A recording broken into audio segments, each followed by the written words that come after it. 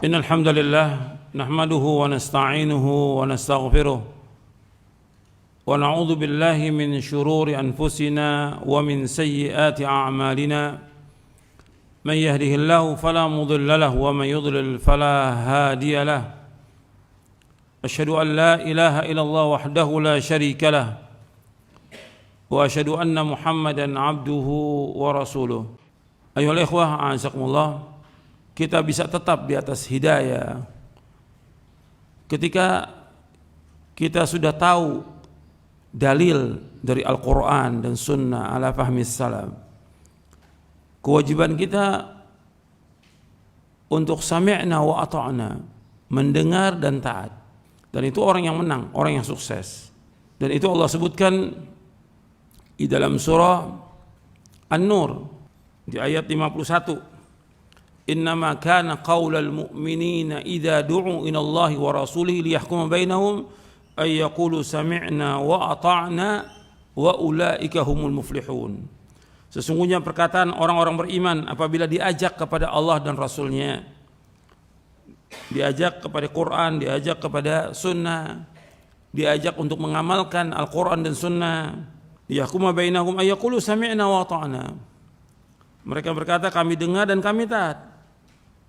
Dan mereka adalah orang-orang yang beruntung. Kemudian di ayat 52-nya dalam surah An-Nur, wa may yuti'illaha wa rasulahu wa yakhshallaha wa yattaqi fa ulaika humul faizun. Dan barang siapa yang taat kepada Allah dan Rasulnya, dia takut kepada Allah dan dia bertakwa kepada Allah, maka mereka adalah orang-orang yang sukses, orang-orang yang menang. Jadi ini penting untuk diperhatikan. Kalau sudah ada dalil dari Quran dan Sunnah, kita sami'na wa ata'na dan amalkan. Bukan sekedar mengucapkan sami'na wa ata'na, bukan, tapi mengamalkannya. Sebab orang yang sudah dapat petunjuk, sudah dikasih hidayah oleh Allah, dan dia tahu keterangan atau dalil, kemudian dia tidak mengikuti dalil itu, maka Allah akan sesatkan dia. Seperti yang Allah sebutkan dalam surah As-Saff, falamma zaghu azaghallahu qulubahum wallahu la yahdil qaumal fasiqin. Dalam surah As-Saff ayat 5, tatkala mereka berpaling dari hidayah, dari dalil yang sudah dijelaskan, dia sudah tahu keterangannya, sudah tahu ilmunya, tapi dia berpaling, azaghallahu qulubahum, Allah biarkan dia sesat. Artinya Allah sesatkan hatinya. Wallahu la yahdil qaumal fasiqin. Allah tidak akan menunjuki orang-orang yang fasik. Jadi hidayah ini mahal, yang kita harus perhatikan kepada kaum muslimin dan muslimat yang mudah-mudahan dirahmati oleh Allah Ta'ala. Hidayah ini mahal. Kalau kita sudah tahu kebenaran dari Al-Quran dan Sunnah, sudah tahu dalil, maka kita berusaha untuk mengamalkannya.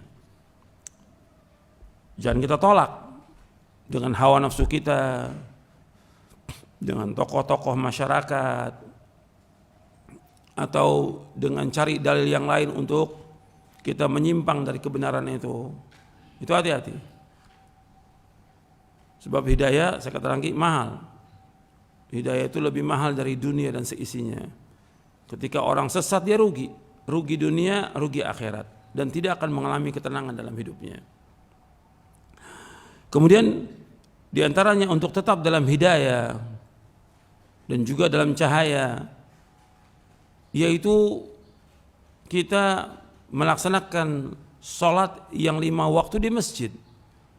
Sebab bagi laki-laki sholat berjamaah yang 5 waktu di masjid itu hukumnya wajib, fardu ain bagi laki-laki. Dalilnya banyak. Di dalam Al-Quran Allah berfirman dalam surah Al-Baqarah di ayat 43, wa aqimus salata wa atuz zakata warka'u ma'ar raki'in.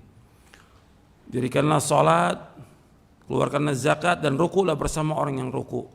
Maksudnya adalah kalian salat dengan berjamaah. Makanya Al-Hafidh Ibnu Katsir mengambil dalil dari ayat ini tentang wajibnya salat berjamaah. Kemudian juga Allah menyebutkan di dalam surah An-Nisa di ayat 102 ketika terjadi perang. Ini perang ini ada dua kemungkinan orang dalam perang. Ima dia mati syahid atau dia menang. Berarti yang dihadapi ketika perang itu udah nyata, jelas, yang ada apa? Kematian. Para sahabat nggak takut mati, nggak takut para sahabat radhiyallahu ajma'in. Rasulullah tetap melaksanakan sholat apa? Berjamaah. Antum lihat ayatnya di dalam surah An-Nisa ayat 102. Dalam kondisi perang saja Nabi disuruh oleh Allah untuk sholat berjamaah. Kondisi perang, musuh berada di hadapan kita.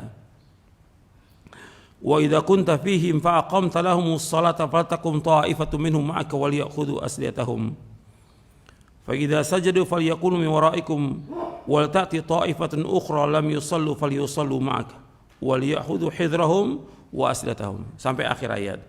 Apabila engkau berada di tengah-tengah mereka dengan para sahabat, maka dirikanlah salat. Artinya dirikan salat bersama mereka, bersama para sahabat. Hendaknya sekelompok dari mereka berdiri bersama kamu. Jadi beda ini, sholat ketika perang ini beda. Arti kalau dalam perang aja disuruh sholat berjamaah, apa dalam kondisi apa? Aman, tidak perang. Ini nas Al-Quran. Dan ini sudah dilaksanakan oleh Rasulullah SAW dan para sahabatnya radhiyallahu ajma'in. Maka kita harus perhatikan, justru kita harus berusaha bagaimana kita sholat berjamaah. Sebab ini termasuk petunjuk. Antum lihat ayatnya. Surah At-Taubah di ayat 18. Allah berfirman, "Innama ya'muru masajidallah man amana billahi wal yawmil akhir wa aqama as-salata wa ata az-zakata wa lam yakhsha illa Allah. Fa'asa ulaika ay yakunu minal muhtadin."